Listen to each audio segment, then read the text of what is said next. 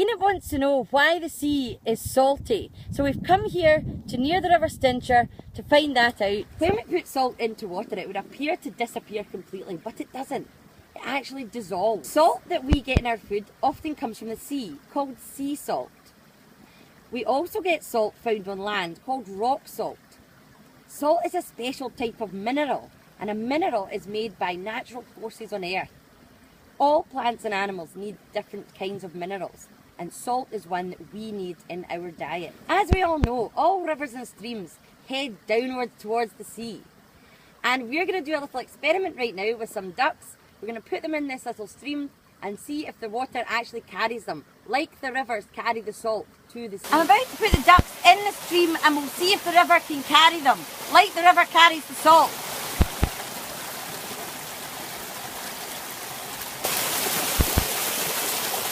Around 400 years ago, beavers became extinct in Scotland, but in 2016 some beavers were brought from Scandinavia all the way to Knapdale and Argyll to be reintroduced to Scotland. And we're so lucky, we're about to meet Bjorn the beaver, who's come for a visit to the Enchanted Woods, and we're going to find out a bit about him. Nice to meet you, Bjorn. We're just going to have a look at some of your amazing features to find out a bit more about you. So beavers have these very long front teeth that never stop growing, and you can use these for gnawing up things that you'd like to eat. He has this broad, scaly tail, and he uses this to slap the water and warn off predators coming by. He has these really cool webbed feet, and he uses these to make him an excellent swimmer. Unfortunately, he does have poor eyesight. However, he has transparent eyelids to help him to see when he's underwater. We get two species of beavers, European beavers and North American beavers. They're the second largest rodent in the world. They're nocturnal, they can live till they're 24 years old, and they're entirely herbivore animals. Because Bjorn is not going to be staying in the Enchanted Forest, he has to return to Argyll, to Knapdale, where they've been reintroduced. However, he wanted you to know something about their little home, the lodge. Beavers are natural engineers, changing the landscape to suit themselves, just like we do. Once they've built a dam with mud and sticks, this creates a nice deep pool for the beavers. Now, once they've got their nice dam built and their nice pools made, they can build their lodge, also made of mud and sticks. The entrance for this lodge is actually under the water, which makes it really hard for other animals to try and get in. There are two rooms in the lodge. One is actually for when they come in wet and a bit dirty, they can clean themselves up, dry off, and then enter the main room in the lodge. Enid's a curious wee fellow. He likes to ask questions, and a good one that he's asked today is just why Scotland is not flat. In fact, how did it get its shapes and contours that it has? So we're off to find that out.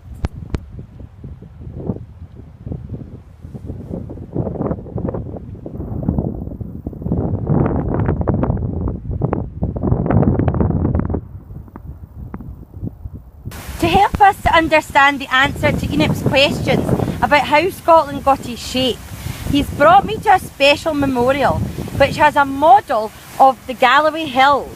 The story of how Scotland got its shape really begins 10,000 years ago, when Scotland was in the middle of an ice age. It had massive ice sheets and glaciers covering the landscape. Over time, land has been shaped by glaciation, rivers and rock types. Ice eroded land, producing some of the mountainous landscapes which we can see today. And boys and girls, we're going to explore this further this week. Enid and I have come across some absolutely huge rocks.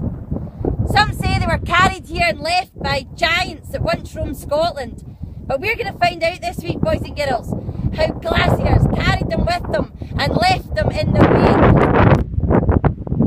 We have arrived at the beach and we're keen to find out about the wildlife and other features we can find here. The island behind Miss Blackie right now is called the Ailsa Craig.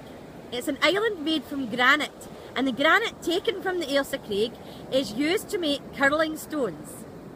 It's an RSPB reserve, and on it you can see gannets, puffins and other seabirds. Miss Blackie got to go to the Ailsa Craig on a boat last summer, and here are some of the pictures she took when she was there.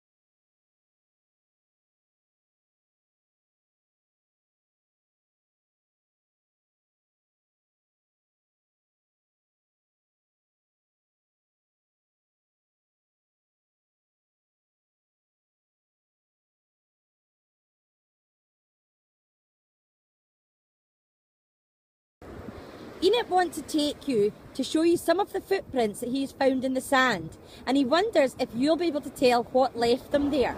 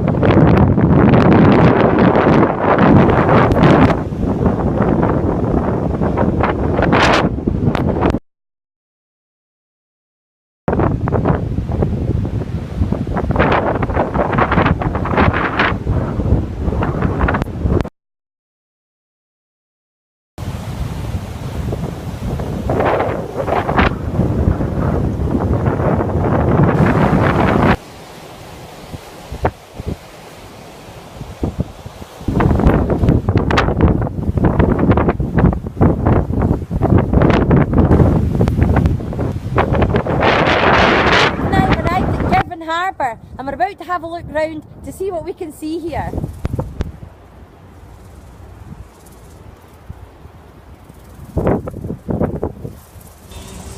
Most boats have a special number on them, and you can tell where the boat was made from this number. Let's have a look if we can find any more.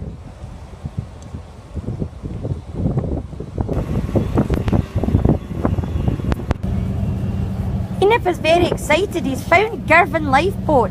These are special boats that help to keep people safe at the sea. Enoch's found some creels he thought you might like to see.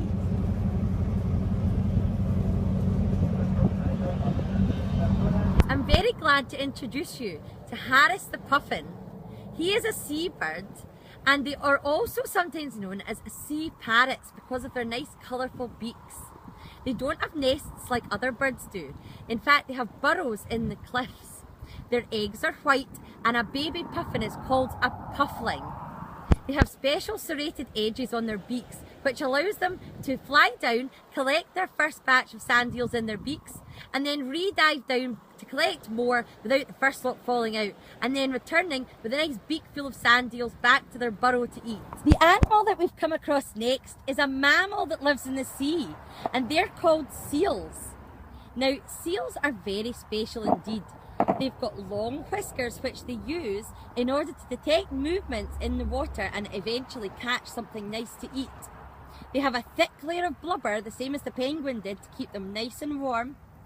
They like to come out of the sea and sit about on the rocks, and they like to go swimming in the sea. They are brilliant swimmers and can stay underwater for quite a long time. In Scotland we have two different types of seals. They use their nice sharp teeth to be able to catch fish and other creatures and gobble them up, tearing them from bit to bit. Seals are carnivores, So they tend to eat things like fish, and they can use their nice sharp teeth to be able to do so. A baby seal, like this one here, is known as a pup. They can dive really deep down in the ocean, and they can do little stunts while they are swimming. They've got a special invisible eyelid which allows them to be able to see what they're catching underneath the sea and underwater. The moon makes the tide of the sea come in and out, and as you can see right now, boys and girls, the tide is on its way in. I hope you've enjoyed learning why the sea is salty and about some of the creatures we've met along the way. And Enid has left us some new challenges for this week, children, and I look forward to completing them with you. Bye!